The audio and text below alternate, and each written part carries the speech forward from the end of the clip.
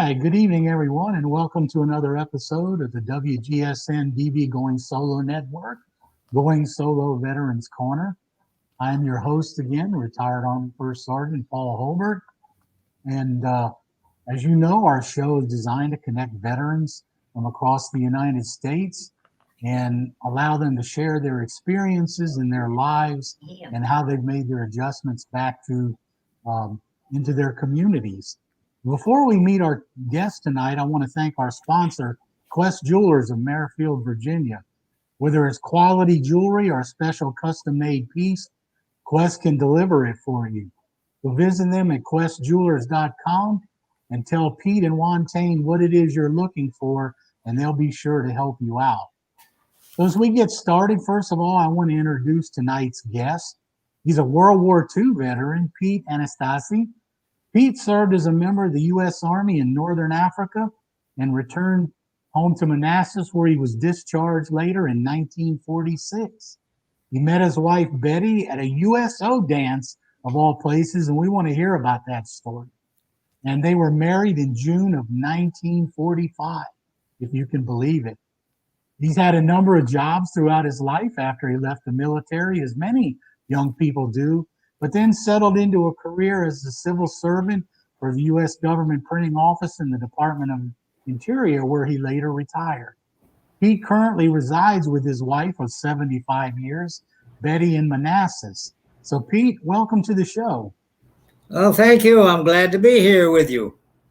Yeah, it's really great to have you on the show, especially, a World War II veteran like yourself. And it's hard to believe that I'm sitting here talking to a man that is 99 years old and still enjoying life. And, we're anxious to hear about your story. So if you don't mind, let's start out with how you got into the military. I know it was early World War II. Were you drafted, or were you one of those folks that went and signed up?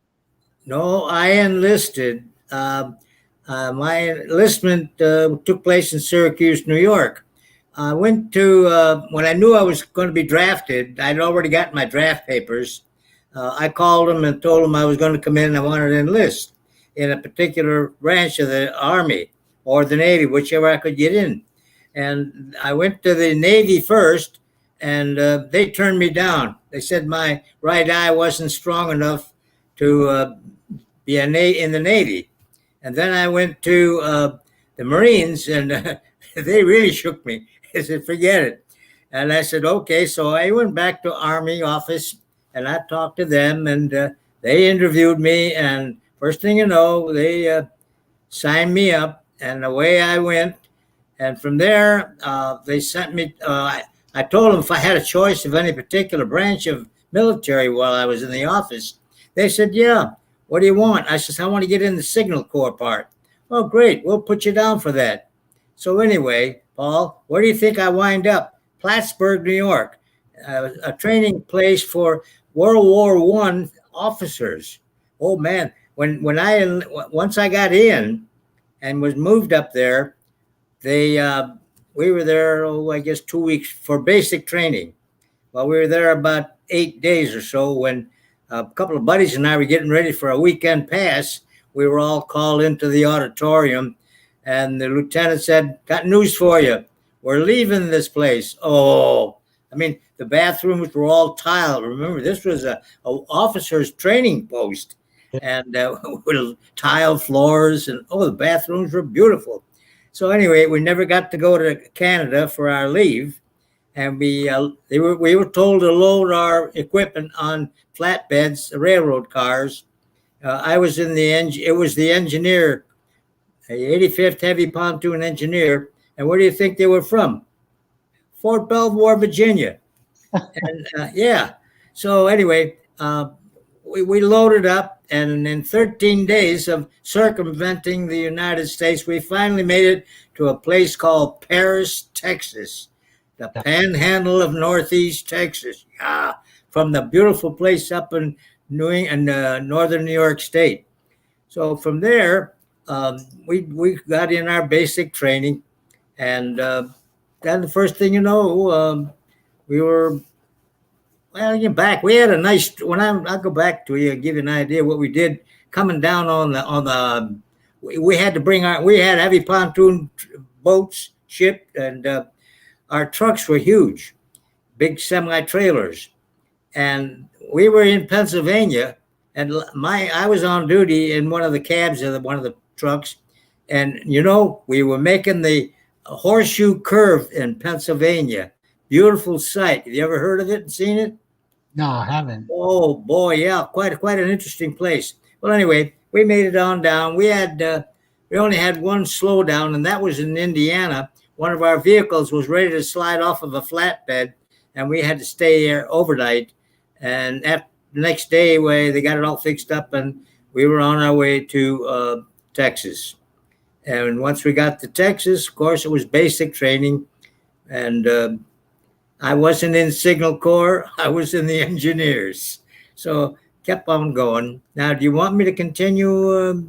Oh, let's talk about a little bit. You ended up shipping overseas, and you went to North Africa. Yeah, well, after, from Paris, Texas, we went on to loaded us up and took us to New Jersey, where we got together, and then we loaded. We were at Camp not Patrick Henry, but what was that? Anyway, one of the posts, and we loaded up in the middle of the night, and they took us from the campground to the ship, and we were lucky. It was only a battalion of 500 guys, and we got when we got on, we were the last troop on, and we got to get on the A deck, and we were in the ballrooms where our bunks were, lined up on the wall, of course, 3 high, but it was still nice. And I gained a lot of weight on that going overseas, by the way. A lot of the guys were seasick, and they wouldn't use up all their cards, but Pete did, and he used some of theirs. It was fun. Anyway, then we landed, and going over, let me get back to where we got on the ships. In 3 days, we weren't let off. We weren't allowed to go out of the cabins for 3 days. And on the third day, when we got able to get out, I looked out, and man, you never saw so many ships in your life. Yeah. Freighters, battleship, destroyers, and you name it. A beautiful sight.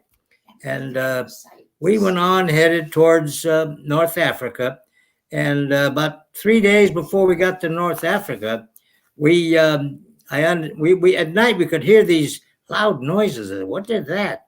And one of the guys said, "That's the things that they're shooting and dropping in the water for the ward off the submarines." We were trailed by a group of subs, and when we got in the Straits of Gibraltar, one of the destroyers, one of their bombs hit one of the submarines, and it went down. But the crew came out of that sub, and believe it or not, we got to see the skipper of that sub. And we landed in Oran, North Africa. And then we were settled around and displaced here, there, and did our jobs. And one night when we were in town, we used to get a little leave once in a while. And in there, we having a good time. And I had me a couple of jugs. And on the way back, we're just starting to get on the trucks when the alert came on, and there was an air alert. They said there were some German planes coming nearby, and we were on alert. And we started heading back to camp, but our sergeant, like the rest of us, we had a good time, and the MPs made us stop, and we had to get off our trucks and hit the dirt. And I didn't break the bottle of wine I was carrying either. So we got to camp okay, but that was our first experience with activity, and it was interesting. And then from there, it was just we went to a place in I forget not far from uh, Algiers, Algeria, where there was a big river, and we were stationed there to continue our training with bridge building and pontoon work, and we were training French officers how to use our 150 horsepower Evinrudes, and that was something too. And it was always nice being with the French guys because they always carried a little wine in their canteens, and you're telling on yourself, right? yeah, well, a little bit. No, I didn't. It was, but and then yeah, we were right there amongst all the Arabs. You know, a funny thing. One time, one day, one morning, everybody was lined up. I said, "Where are they all going?" Everybody's got the GIs. They're going to the medics, and you better get in line because you're gonna. Okay, so I get in line. So I get up there, and lo and behold, a relative of mine is the captain MD. And he says to me, "What's your?" He says, "Okay, here's your medicine." I says, "I don't want that." I says, "I'm not having the same problem they are. I'm constipated." Well, that shook him. Yeah, Doctor Olakwa. Oh, it was fun. So anyway, we got that over with, and it was a nice little place. Oh, and Thanksgiving morning, we were all in line eating, getting our grub from my canteens, and when all of a sudden it was a rainy morning, wet and dark, and we hear this low flying plane coming overhead, and we were right at the foot of a good sized hill, and this guy, believe it or not, and sad to say, he never made it. They plowed right into the mountain. That was sad. So anyway, and our training continued there, and it was time to move out. So before we moved out, I was in town one day, and believe it or not, I don't know what happened. First thing I know, I was in a convalescent hospital 80 miles away. Mm.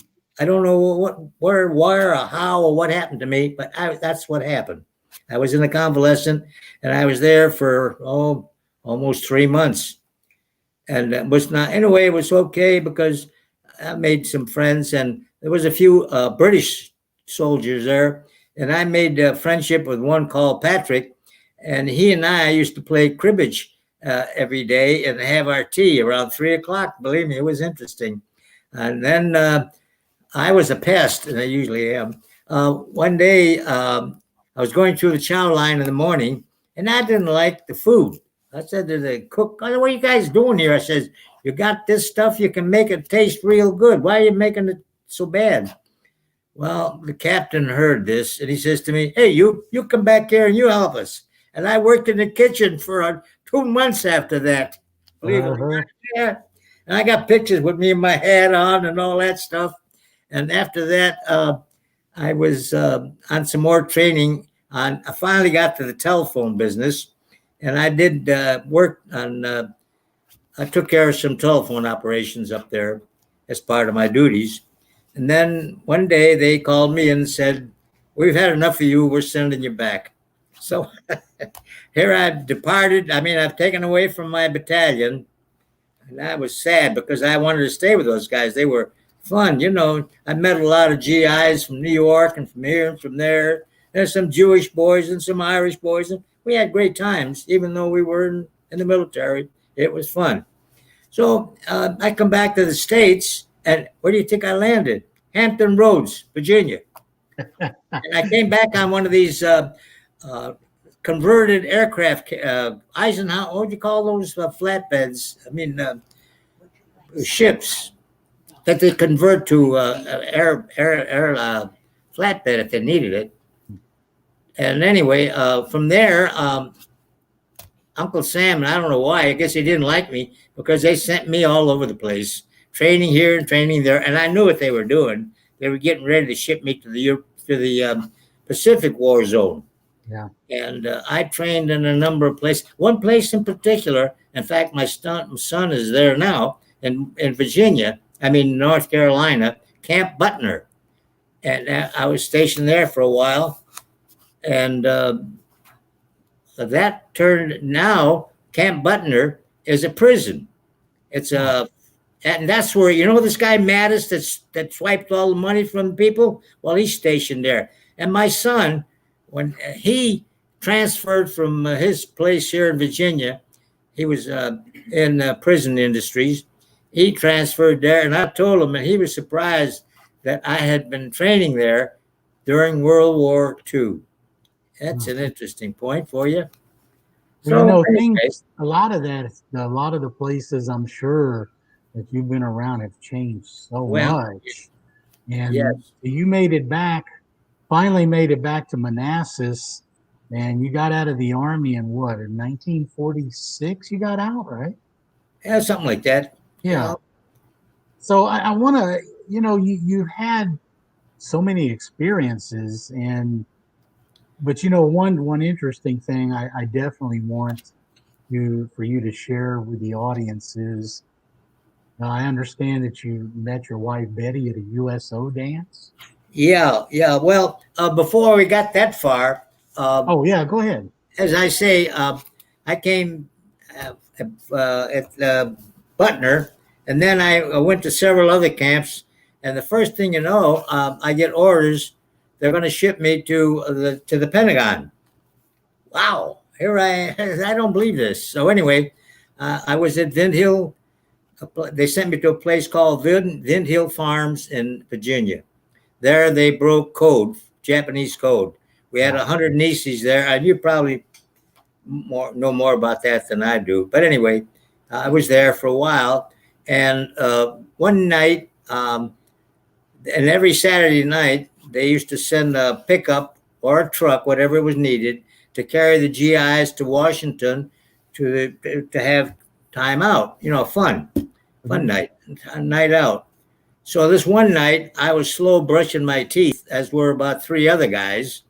And we got to the post, and the officer of the day said, "Sorry, guys, you missed the big truck to D.C." How about that? But he said, "I'll see if I can do something for you." So he gets on the phone. He comes back 15 minutes later. He said, "I think there's a place in Manassas got a little USO, got half a dozen girls there, and they got some canned music and so forth." Okay. So I said, "Sure, let's go." So we got there and started having our dancing and our little ginger ale and whatever cookies the ladies brought. It was a fun thing. Then I see this blonde, blue eyes. Oh, I says, I like that. And she could jitterbug, and I was a good jitterbugger from New York State. I mean, from Philly. But she said I jumped too much when I jitterbugged. So she cut me down. I leveled off. I didn't jump anymore. And we made it. And we could jitterbug all over the place. And first thing you know, I asked her to marry me. And her father had a little farm nearby. And I said, that even better. So I used to go there for a meal once in a while, and her mother made the best fried chicken you ever ate.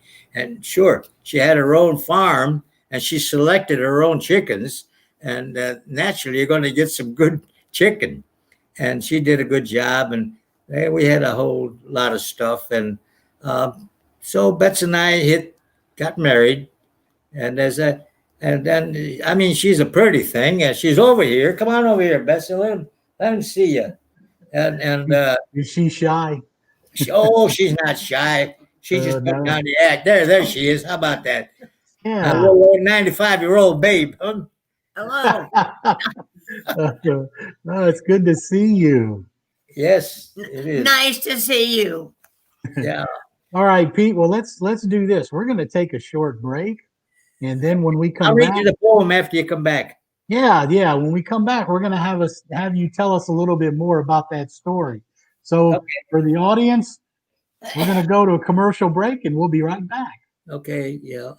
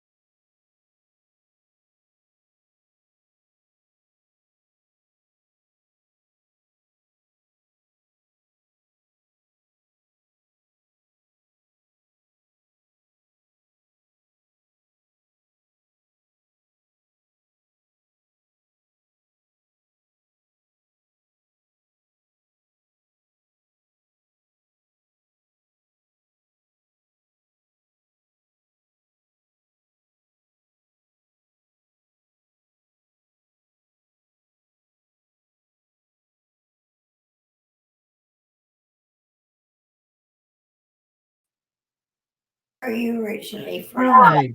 I ask you. Welcome back, everyone.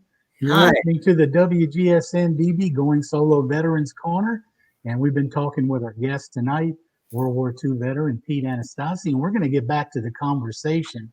And Pete, I know before the break you were telling us about how you met Betsy at the USO dance in Manassas, and you were married in what, 1945, right? Yes, right. There's an interesting story about that, and that you wrote her, I think, when you.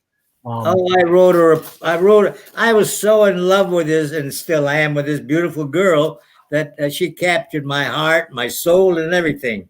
I fell in love with her. I married her, and we're still married and going at it. 75 years later. So would 75 you years share later. the phone? Would you share the poem with us? Yes, it's titled "My Wife." I once met a gal at a little old dance. She stole my heart. I'm gonna cry. That's okay. Take your time. I once met a gal at a little old dance. She stole my heart at the very first glance. The same sweet gal I now call my wife is a heaven sent gift I'll love all of my life. Mm. Now this bundle of love that's 5'2" with eyes of blue has blessed our home with two jewels of life. One is a boy, cherished and sweet, the other a girl, darling and petite. I thank God for these treasures of life, this boy and girl, and wonderful life. My poem ends, but life begins, because I have you, my dearest wife, the one I met at that little old dance and fell in love with at the very first glance, a soldier boy. You know, that is just so incredible. When I have to be honest with you, when I first read that too, it almost teared me up when I read it. I mean, it's just, and I can see why you guys are still going after 75 years. And the interesting thing is, you know, I watch a lot of the old war movies where they have these stories of, you know, soldiers falling in love at a USO dance with with a lady there. But now to see it in real life and, you know, hear it in your story. So you guys, you and Betty have two children, right? Yes, we do, a boy and a girl. Yeah. Yeah, he's as I told you earlier, he lives in North Carolina, has got his own place, and he's loves to work with automobiles. He restores cars, motorcycles, you name it. And our daughter, she works here at the courthouse, juvenile domestic, Ellen, and she does a great job at her work. Yeah. Yeah, I had an opportunity to talk with Ellen on the phone a couple of times when we were setting up to do your story. She seemed like a really nice lady. She is. Yep. She's very nice. We were lucky. We have two nice children. Yeah. And she blessed us with a nice grandson now. He's a sophomore at Alabama U. So he's a Crimson Tider. Oh, so you Yeah. just have the one grandchild so far? That's all. One grandson. Wow. I It's know. hard to believe, you know, that you're up where you're at, you and your wife, and you only have the one grandchild. Well, Usually that's the you way have a things slew go. of them. That's the way nature goes. Yeah. Yeah. You do. So anyway, we're glad we enjoyed the family and we try to stay together as much as possible. So there you are. Well, let's talk a little bit. I know that you finished your time in the military, and you spent some time working for the government printing office and the Department of Interior as a um, career civil servant. And I know while you were there, you were involved, especially with the GPO, in a program that I remember hearing about, back in the day when they did their nature stamp programs. And I think you were involved in one involving the duck version of that, weren't you? Well, the duck version came on after I went to the Department of Interior, U.S. Fish and Wildlife Service. I got all my basic printing and whatever at the government printing office. I when I when I was in Manassas and after we had gotten married, I tried to went back to my job up in Syracuse, New York, and we were up there about 5 years. And the company I worked for didn't come through with all the promises they made. So I said, "Okay, guys, I've got an only child, wife, and I'm going to take her back to her folks in Virginia and start over again." And that's what I did. We came back to Virginia, and while we were here, first thing I did was I had a job at a dairy plant bottling milk, and I had a route also. Took milk to the different plants around here, the hospital in Warrenton and Vint Hill Farm. And then I said, I can't be doing this all my life. So I put in an application for a government job, and I made it by the skin of my teeth, but I made it. It's because you might remember I was a high school dropout, but that didn't bother me. Yeah. They gave me a job, and I started with publications. And I would answer requests, mail requests, and phone requests from the Hill or wherever, asking for different books about how to raise roses, how to build a barn, and you name it.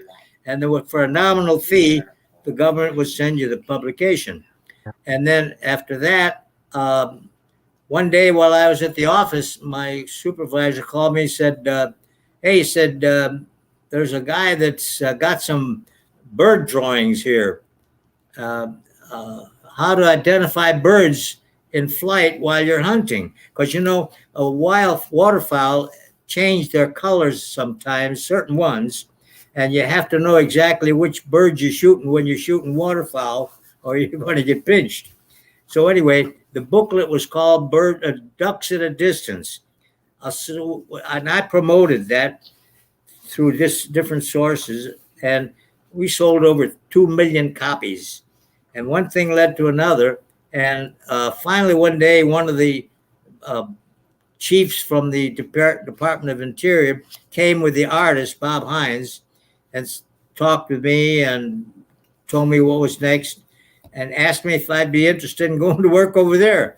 I says, "Yeah, if you'll give me a grade raise."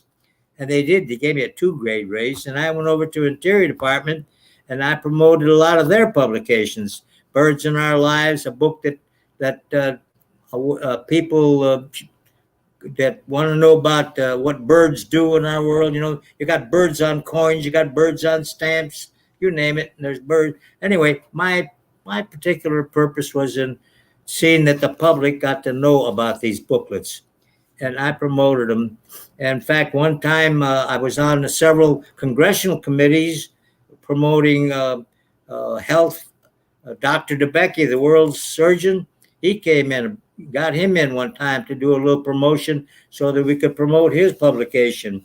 And we had, what's his name here? I can't think of the name right now. But anyway, one of the baseball guys came in, and he was in charge of the President's Council on Physical Fitness. And I promoted booklets about his project. And I worked with others in congressional committees in promoting publications that the government put out so that they would know what's available to them and get the best benefit out of the publications. Yes, I know you work in a number of those areas. And I believe there was one project you worked on where you set up presentations with the Daughters of American Revolution too, didn't you? Oh yeah. Well, when I was at GPO, I was a real promoter. I don't know, I'm crazy. But anyway, I heard that this book was coming out on ships of the American Revolution. And I said, "Gee, we got to promote this book because it should be advertised." So to start with, I called the DAR. And I says, "Hey, how would you like it if my boss came over and gave a talk on what the book was all about? The series was all about." And Carper Buckley, who was chief of the Superintendent of Documents Division, went over and they interviewed him and got him on to speak over there at the DAR. He was tickled to death. And so was I, because I was able to promote that deal. And then Stan Musial, another guy I was trying to think of. He came in and we promoted his book, Vim and Vigor, a story about how boys and girls should exercise and things like that. And You this mean is Stan Musial, the baseball player? oh yeah, right, yeah, the old timer. Yeah. And then I did a lot of this while I was in interior, and I started working with the wildlife artist, and the U.S. Fish and Wildlife Service puts out a duck stamp every year for waterfowl hunters to buy and use to hunt. If you don't have a federal duck stamp, you're going to get fined if you're hunting waterfowl. So the photo or the design on that stamp comes from a contest. And we organize and put out notices that anyone that's an artist can join. And they come in. One year we had 2,008 entries. After that, I said, hey, that's too many, because a lot of them were mothers that were sending their children's designs in, and they were the design had to be anatomically accurate, and kids were sending in stuff with crayon drawings and all that, and no way, So we straightened that out, and nothing but the professionals came in after that, and or whoever, but you weren't getting at everything, and each year when the artist wins, his design is put on a stamp, the waterfowl stamp, and the government gives the winning artist a full sheet of that stamp that's printed usually we used to be at the Bureau of Engraving, and he gets that that's Uncle Sam's gift to him, and then he copyrights it and he sells limited editions. And at the beginning, they weren't making a whole lot, but it got so that the collecting those designs became a business. And some of those artists were making over $1 million a year. Yeah, the winning artist for the 50th design came from Mobile, Alabama. He won, and I talked to him a short time after he'd gotten his winning, and he said that he made over $2 million, and before you could say, ooh. And now they still do that. I mean, that stamp is still put out every year, and there's an artist that wins it. Right now, there's a group of brothers in Missouri, Indiana, anyway, out in the Midwest, the Hoffman brothers. They've sort of taken a good hand in three. I think it's three brothers and a mother, but the brothers have won several times each, which is a pretty remarkable thing. And they're great artists. I mean, I've seen some of their work. I never was working there when they entered, but I sure did see it afterwards. And here about 2 years ago, they called up and they asked me to be a judge on one of the contests over at Harper's Ferry in Virginia. And I sat on the panel there and helped select a winning design. And that was about it. These designs are great.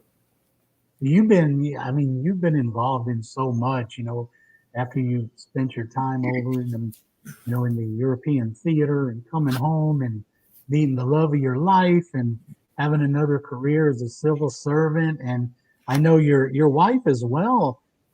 She had a pretty long career in the area as well, didn't he? About 42 years she worked for the county. Oh yeah, she sure did. Yeah. So you two have been definitely active around the community. And I know since you retired, you were involved in the outdoors. You did a lot of fishing and things like that. And then your wife was involved in garden clubs in the community. And it just sounds like you two have really been able to live a wonderful life so far. Speaking of my wife, I'm going to let this one go. Every time we'd go to a party somewhere in town, all the judges and lawyers and everything were there. I was there, but she was the one that got all the attention. I just had my drinks and talked to the guys on the sideline, but it was fun. Pete, you know how that goes. Whenever we show up somewhere with the wives, they get all the attention, and I know. We're just the arm hangers, aren't we? Especially when you got a pretty blue-eyed blonde, So anyway, and when I retired from the government, my son called me up and said, "Come on out to Lake Jackson, place nearby here," and he said there's a little property for sale. So I went out there with him, and it was all falling apart. He said, "We're going to put this together and sell it." Well, that started a little something. We started buying some of these dilapidated places, and I would work until, in fact, I did so much in a couple of years that I burned out. And I said to him, "We're quitting." So we sold the business, but that's what we did for a while. Restored. In fact, when I bought my own home, it was just the basement was unfinished. I finished that right from scratch. I paneled it and walnut fireplace and all that kind of stuff. I liked that. That was good. So here I am, getting up in 99 years and plowing away yet, I hope. Still going and still got the love of your life with you, right? Yes, yep. So, It's such a wonderful story, and to have you on and have you share your experiences as a veteran and your experiences throughout your life and all the things you've been doing. yeah. But before we kind of close the show out, there's usually a question that I ask our veteran guests, and I'm going to ask you as well. If there was a thought or a lesson that you would like to share or other veterans or just our audience in general, if there was one special thought that you think you could share with them, what would that be? Oh, I don't know. Just keep your chin up and do what you can, and don't sit down. Just keep going. Try to do the best you can, and help others when you can, and try to make others happy if you can do that too, without being a pest like I am sometimes. But anyway, no, that's part of the secret is keep doing, and keep helping others if you can, and your spouse or whatever, family. Yeah, it's And the yours. military is a great thing. I'm glad I was a GI, and if I had to do over again, I'd be right there with them. Yeah, it was great. And well, you get that brotherhood from being in the military and being around the other veterans and I just want to take this opportunity to thank you for being on the show and as a fellow veteran for your service and your ability to just enjoy your life to the fullest to this point, because you are such an inspiration to so many people to be able to sit and hear your story and talk with you and I can just say that I'm very honored to have you as a fellow veteran and to see what you're still capable of doing. well, thank you for your comments. It's very kind of you, and I appreciate your giving me an opportunity to tell a little bit about what I did during the war and what I'm doing now. Well, right now we're in a retired home and assisted living. It's a great place where we get fed 3 times a day, and they put us to sleep at night and get us up in the morning, and it's nice. And right now they're decorating for the holidays so that we can get in the Christmas spirit and help others to get into the Christmas spirit too. Well, that's, and I know a lot of that is safety driven. We hope that you and your wife will be able to enjoy a nice holiday there, with the rest of the residents of your home. And again, Pete, I want to thank you for being on the show. And maybe we can get you to come on and do a follow-up with us sometime after the holidays, if you're up to it. What do you think? Well, if you think you can put up with me, I'll be glad to help anytime. Oh, yeah. I think we can got a lot of guts, All right, Pete. Well, thank you very much for spending the time with us this evening. Thank you. Thank you very much. I think that might be my wife. Thank you for having Mandy here to help me with this computer here and seeing that this all functions properly and on target. All right. Well, thank you, Pete. And we'll be talking with you again soon. Right. Okay. All right. And thank you for all of our listeners this evening. As you know, it's that time of the year during the holidays, and we want to make sure that we reach out to the audience to give them an opportunity to look at service opportunities to help our nation's veterans. So you'll see on your screen there, helping vets during the holidays. There are a number of VA volunteer services. You can look it up at www.volunteer.va.gov and see if there's something that you can do in your community to help our nation's veterans during this holiday period for those that really need the help. I want to thank everybody tonight for listening to our show on the WGSN-DB Going Solo Network. This has been our Veterans Corner. We hope that you as veterans are out there living your best life. And as always, we want to thank you for your service, and we look forward to seeing you on our next broadcast.